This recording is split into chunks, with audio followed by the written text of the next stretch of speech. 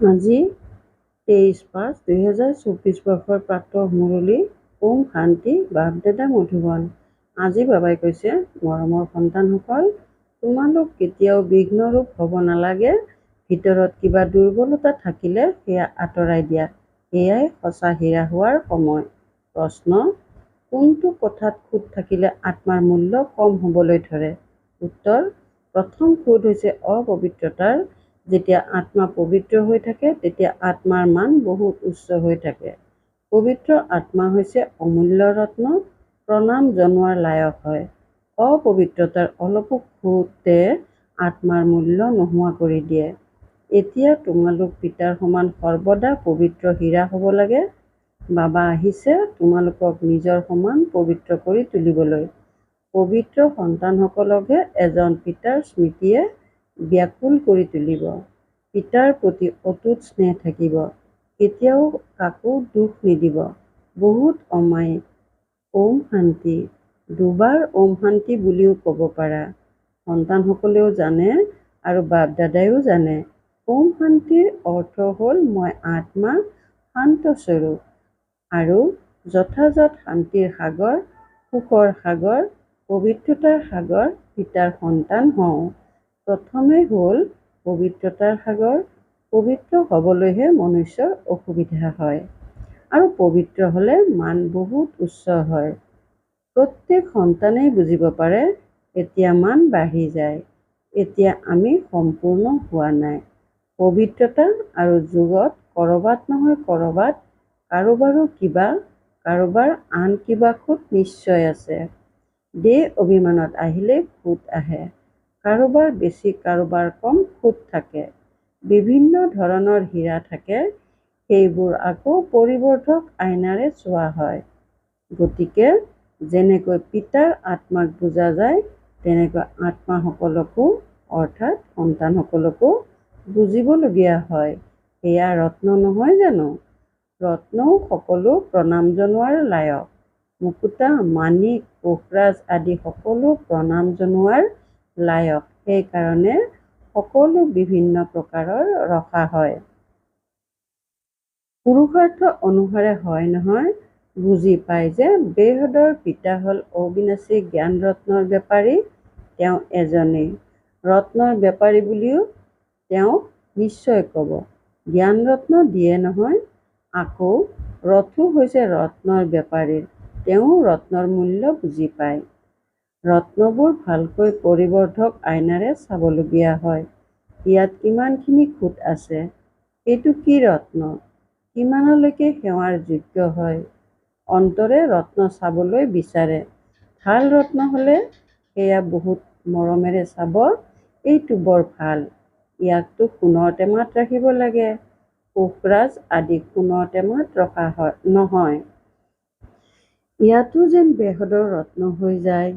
প্ৰত্যেকে নিজৰ অন্তৰক জানে মই কোন প্ৰকাৰৰ ৰত্ন হওঁ। মোৰ ভিতৰত কোনো খুঁতটো নাই।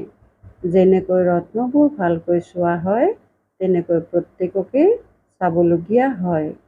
তোমালোক হলা চৈতন্য ৰত্ন।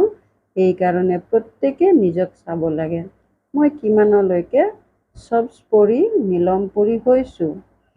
যেনেকৈ ফুলৰ ভিতৰতো কোনোবা সৰ্বদা গোলাপ, কোনোবা আন কিবা হয়, তোমালোকৰ মাজতো ক্ৰম অনুসাৰেই আছে।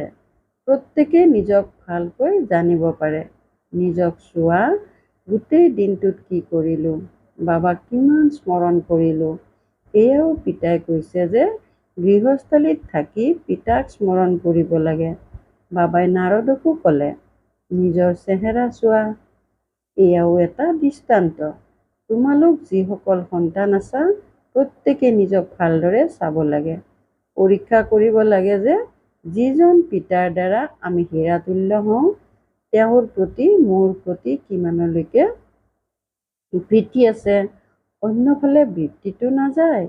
কিমানলৈকে মোৰ দৈবী স্বভাৱ আছে। স্বভাৱেও মনুষ্যক বহুত কষ্ট দিয়ে।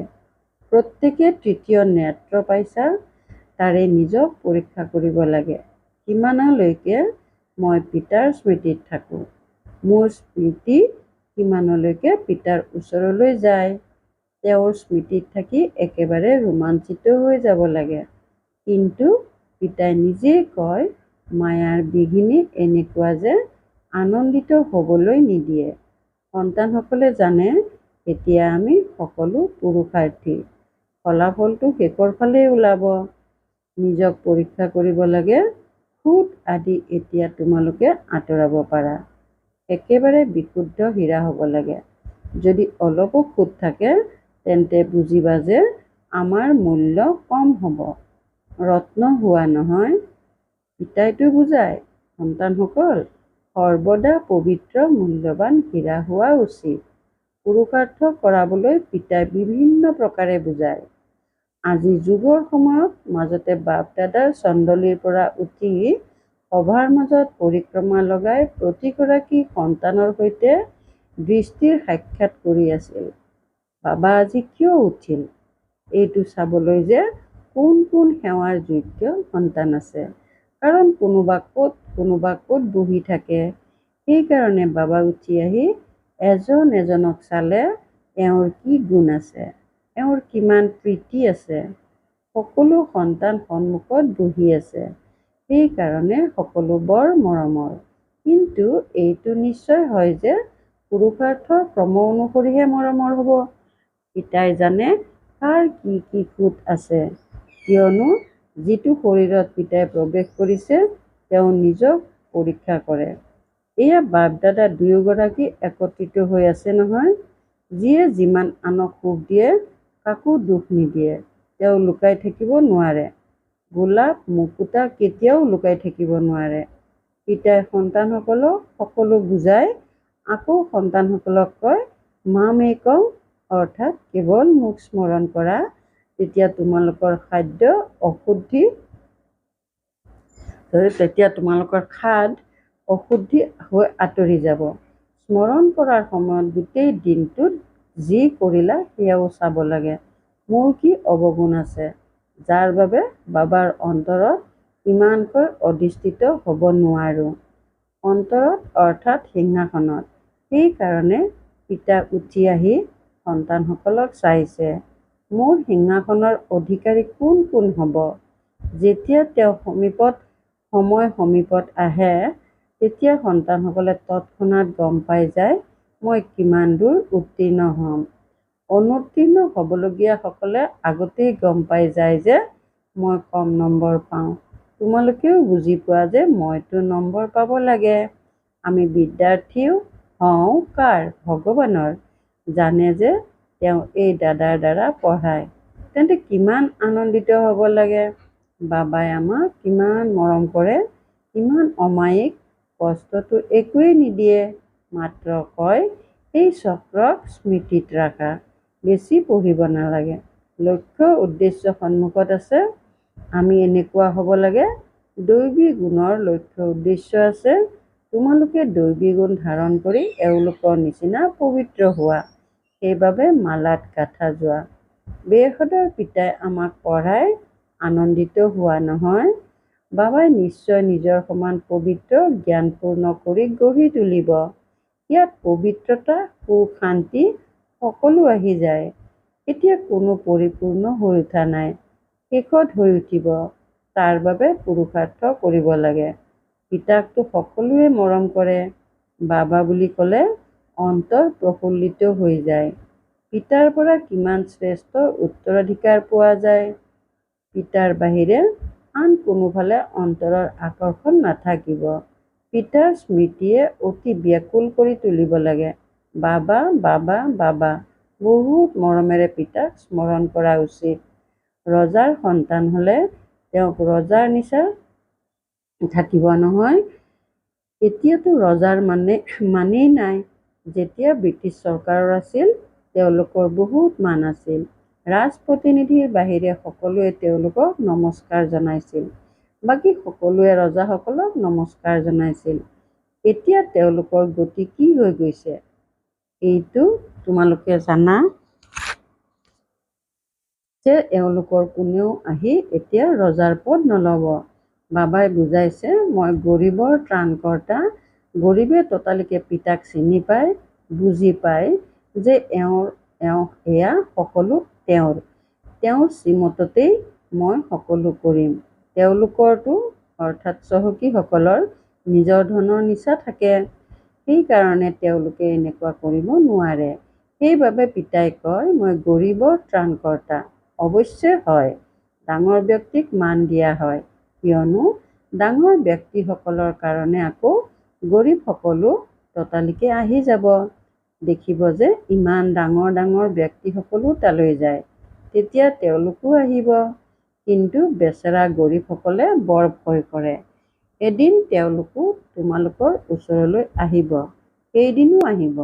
আকৌ যেতিয়া তেওঁলোকক তোমালোকে বুজাবা, তেতিয়া বহুত আনন্দিত হ'ব, একেবাৰে উগুৰি খাই পৰিব। তেওঁলোকৰ বাবেও তোমালোকে বিশেষ সময় দিবা। সন্তানসকলৰ অন্তৰত উদয় হয় যে আমিতো সকলোকে উদ্ধাৰ কৰিব লাগে। তেওঁলোকেও পঢ়ি ডাঙৰ বিষয়াদি হৈ যায়। তোমালোকৰ হ'ল ঈশ্বৰীয় অভিযান। তোমালোকে সকলোকে উদ্ধাৰ কৰিব লাগে। গায়নো আছে নহয়, নিচৰ হাতেৰে বগৰী খালে বিবেকেও কয় দান সদায় গৰীবকহে দিব লাগে, চহকীক নহয়। তোমালোকে আগলৈ গৈ এই সকলোবোৰ কৰিব লাগে। ইয়াৰ কাৰণে যোগ বল লাগে, যাৰ দ্বাৰা তেওঁলোক আকৰ্ষিত হৈ যাব। যোগ বল কম কাৰণ দেহ অভিমান আছে। প্ৰত্যেকে নিজৰ অন্তৰক সোধা, মোৰ কিমানলৈকে পিতাৰ স্মৃতি আছে? ক'ৰবাত মই আবদ্ধ হৈতো নাযাওঁ। এনেকুৱা অৱস্থা হ'ব লাগে যাতে কাৰোবাক দেখিলেও চঞ্চল নোহোৱা। বাবাৰ আদেশ হৈছে দেহ অভিমান নহ'বা। সকলোকে নিজৰ ভাই বুলি বুজা। আত্মাই জানে আমি ভাই। দেহৰ সকলো ধৰ্ম এৰিব লাগে। অন্ততঃ যদি কিবা স্মৃতিলৈ আহে তেন্তে শাস্তি খাব লাগিব। ইমান নিজৰ অৱস্থা মজবুত কৰিব লাগে আৰু সেৱাও কৰিব লাগে। অন্তৰেৰে বুজিব লাগে। এনেকুৱা অৱস্থা যেতিয়া গঢ়ি তুলিম তেতিয়াহে এই পদ পাব পাৰিম। পিতাইতো ভালদৰে বুজায়, বহুত সেৱা বাকী আছে। তোমালোকৰো বল থাকিলেহে তেওঁলোক আকৰ্ষিত হ'ব। অনেক জন্মৰ মামৰ লাগি আছে। এইটো খেল তোমালোক ব্ৰাহ্মণসকলৰ থাকিব লাগে। সকলো আত্মাক পাৱন কৰি তুলিব লাগে। মনুষ্যইতো নাজানে, সেইটো তোমালোকে জানা। সেৱাও পুৰুষাৰ্থৰ ক্ৰম অনুসৰি হয়। পিতাই সকলো কথা বুজাই থাকে। নিজক পৰীক্ষা কৰিব লাগে। যেনেকৈ বাবা বেহদত আছে, সন্তানসকলেও বেহদৰ খেয়াল ৰাখিব লাগে। পিতাৰ আত্মাসকলৰ প্ৰতি কিমান মৰম আছে। ইমান দিনে মৰম কিয় নাছিল? কাৰণ ত্ৰুটিপূৰ্ণ আছিল। পতিত আত্মাসকলক কি মৰম কৰিম? এতিয়াতো পিতাই সকলোকে পতিতৰ পৰা পাৱন কৰি তুলিবলৈ আহিছে, তেন্তে নিশ্চয় মৰমীয়াল হ'ব লাগিব। বাবা হয়েই মৰমীয়াল। সন্তানসকলক বহুত আকৰ্ষণ কৰে। দিনে প্ৰতিদিনে যিমান পবিত্ৰ হৈ গৈ থাকিবা, সিমানেই তোমালোকৰ বহুত আকৰ্ষণ হ'ব। বাবাৰ প্ৰতি বহুত আকৰ্ষিত হ'ব। ইমান আকৰ্ষিত কৰিব যে তোমালোক ৰৈ থাকিব নোৱাৰিবা। তোমালোকৰ অৱস্থাও পুৰুষাৰ্থৰ ক্ৰম অনুসৰি এনেকুৱা হৈ যাব। ইয়াত বাবাক চাই থাকিলে এনে হ'ব লাগে এতিয়াই গৈ পিতাক লগ কৰোঁ। এনেকুৱা পিতাৰ পৰা কেতিয়াও বিচ্ছিন্ন নহওঁ। পিতা আকৌ সন্তানসকলৰ প্ৰতি আকৰ্ষিত হয়। এই সন্তানটিতো চমৎকাৰী, বহুত ভাল সেৱা কৰে। অৱশ্যে হয়, কিছু খুঁতো আছে, তথাপিও অৱস্থা অনুসৰি সময়ত বৰ ভাল সেৱা কৰে। কাৰোবাক দুখ দিয়া ব্যক্তিৰ দৰে দেখা নাযায়। বেমাৰ আদি হ'লে সেয়া হ'ল কৰ্মভোগ। নিজেও বুজি পায় যেতিয়ালৈকে ইয়াত আছোঁ কিবা নহয় কিবা হৈ থাকিব। যদিও এইখন ৰথ, তথাপিও কৰ্মভোগটো অন্তলৈকে ভুগিবই লাগিব। এনেকুৱা নহয় যে মই এওঁক ওপৰত আশীৰ্বাদ কৰিম, এওঁ নিজৰ পুৰুষাৰ্থ কৰিব লাগে। অৱশ্যে হয়, ৰথ দিছে তাৰ কাৰণে কিবা পুৰস্কাৰ দি দিম। বন্ধনত থকা বহুত কেনেকৈ আহে, কেনেকৈ যুক্তি দেখুৱাই মুকলি হৈ আহে। তেওঁলোকৰ যিমান প্ৰেম আছে সিমান আৰু কাৰো নাই। বহুতৰ প্ৰেম একেবাৰেই নাই। সেই বন্ধনত থকাসকলৰ প্ৰেম কাৰো লগত তুলনা নহয়। বন্ধনত থকাসকলৰ যুগ কোনো কম বুলি নাভাবিবা। স্মৃতিত বহুত কান্দি থাকে, বাবা অ' বাবা মই কেতিয়া আপোনাক লগ পাম। বাবা বিশ্বৰ মালিক কৰি তোলোতা বাবা আপোনাক মই কেনেকৈ লগ পাম। এনেকুৱা বন্ধনত থকা লোক আছে যিয়ে মৰমৰ চকু পানী বোৱাই থাকে। সেয়া তেওঁলোকৰ দুখৰ চকুলো নহয়, সেই চকুলো মৰমৰ মুকুতা হৈ যায়। সেই বন্ধনত থকাসকলৰ যুগ জানো কম। স্মৃতিত বহুত ব্যাকুল হৈ থাকে, অ' বাবা মই কেতিয়া আপোনাক লগ পাম, সকলো দুখ দূৰ কৰোতা বাবা। বাবাই কয়, যিমান সময় তোমালোক স্মৃতিত থাকিবা সেৱাও কৰিবা। যদিও কোনোবা বন্ধনত আছে নিজে সেৱা কৰিব নোৱাৰে, কিন্তু স্মৃতিৰো তেওঁলোকে বহুত বল পায়। স্মৃতিতে সকলো নিহিত হৈ আছে, ব্যাকুল হৈ থাকে। বাবা কেতিয়া সুযোগ পাম যে আপোনাৰ সৈতে মিলিত হ'ম। কিমান স্মৃতিত থাকে। আগলৈ দিনে প্ৰতিদিনে তোমালোকৰ বহুত আকৰ্ষণ বাঢ়িব। স্নান কৰোঁতে কাৰ্য কৰোঁতে স্মৃতিত থাকিবা। বাবা কেতিয়া সেই দিন আহিব যেতিয়া এই বন্ধন দূৰ হ'ব। বেচেৰীহঁতে সুধি থাকে, বাবা এওঁ মোক বহুত আমনি কৰে, কি কৰোঁ। সন্তানক পিটিব পাৰোঁনে, পাপটো নহ'ব। পিতাই কয়, আজিকালিৰ সন্তানটো এনেকুৱা যে কথাই নুসুধিবা। কাৰোবাৰ পতিৰ পৰা দুখ হয় তেতিয়া ভিতৰি ভাবে কেতিয়া এই বন্ধন আঁতৰিব যে বাবাৰ ওচৰলৈ যাব পাৰোঁ। বাবা বহুত কাঢ়া বন্ধন, কি কৰোঁ। পতিৰ বন্ধন কেতিয়া আঁতৰিব। মাথোন বাবা বাবা কৰি থাকে। বাবাই আকৰ্ষিত কৰে নহয়। অকলাসকলে বহুত সহ্য কৰে। বাবাই সন্তানসকলক ধৈৰ্য ধৰিবলৈ কয়। সন্তানসকল তোমালোক পিতাৰ স্মৃতিত থাকা, তেতিয়া সকলো বন্ধন সমাপ্ত হৈ যাব। ভাল বাৰু। অতি মৰমৰ কল্পৰ পাছত পুনৰাই মিলিত হোৱা সন্তানসকলৰ প্ৰতি মাতা পিতা বাপ দাদাৰ স্নেহপূৰ্ণ স্মৰণ আৰু সুপ্ৰভাত। আত্মিক পিতা আত্মিক সন্তানসকলক নমস্কাৰ। ধাৰণাৰ বাবে মুখ্য সাৰ 1 নম্বৰ, নিজক পৰীক্ষা কৰিব লাগে যে মোৰ কোনো অৱগুণটো নাই। কিমানলৈকে মোৰ স্মৃতি পিতাৰ ওচৰত গৈ পায়। মোৰ স্বভাৱ দৈৱী স্বভাৱ হয়নে। বৃত্তি অন্যফালে ভূমিটো নুফুৰে। 2 নম্বৰ, এনেকুৱা মৰমীয়াল হ'ব লাগে যাতে পিতা আকৰ্ষিত হৈ থাকে। সকলোকে সুখ দিব লাগে। মৰমেৰে পিতাক স্মৰণ কৰিব লাগে। বৰদান, সংগীক সদায় লগত ৰাখি সহযোগৰ অনুভৱ কৰোঁতা সংযুক্ত ৰূপধাৰী হোৱা। সংগীক সদায় লগত ৰাখি সহযোগৰ অনুভৱ কৰোঁতা সংযুক্ত ৰূপধাৰী হোৱা। সদায় মই আৰু পিতা এনেকৈ সংযুক্ত হৈ থকা যাতে কোনেও পৃথক কৰিব নোৱাৰে। কেতিয়াও নিজক অকলশৰীয়া বুলি নাভাবিবা। অবিনাশী সংগ দিওঁতা বাপ দাদা তোমালোক সকলোৰে সংগী হয়। বাবা বুলি ক'লা আৰু বাবা হাজিৰ। মই বাবাৰ, বাবা মোৰ। বাবা হৈছে তোমালোকৰ সকলো সেৱাত সহযোগ দিওঁতা, মাত্ৰ নিজৰ সংযুক্ত স্বৰূপৰ আত্মিক নিচা থাকা। শ্লোগান, সেৱা আৰু স্ব-উন্নতি দুয়োটাৰে সন্তুলন থাকিলে সদায় সফলতা প্ৰাপ্ত হৈ থাকিব। সেৱা আৰু স্ব-উন্নতি দুয়োটাৰে সন্তুলন থাকিলে সদায় সফলতা প্ৰাপ্ত হৈ থাকিব। ওম শান্তি। আনন্দৰূপী সম্পদেৰে সম্পন্ন সৌভাগ্যৱান আৰু প্ৰসন্নচিত্ত হ'বলৈ আজিৰ অব্যক্ত সংকেত। যদি কেতিয়াবা কোনো কথাত মায়াৰ দ্বাৰা প্ৰতাৰিত হোৱা, তেন্তে প্ৰতাৰিত হোৱাৰ চিন হৈছে দুখৰ লহৰ।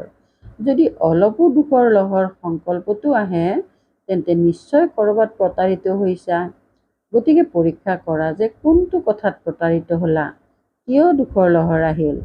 সুখদাতাৰ সন্তান হোৱা, গতিকে সপোনতো যাতে সুখ আহে। আনন্দৰ সেৱাৰ মিলন উদযাপন কৰাৰ সপোন দেখা।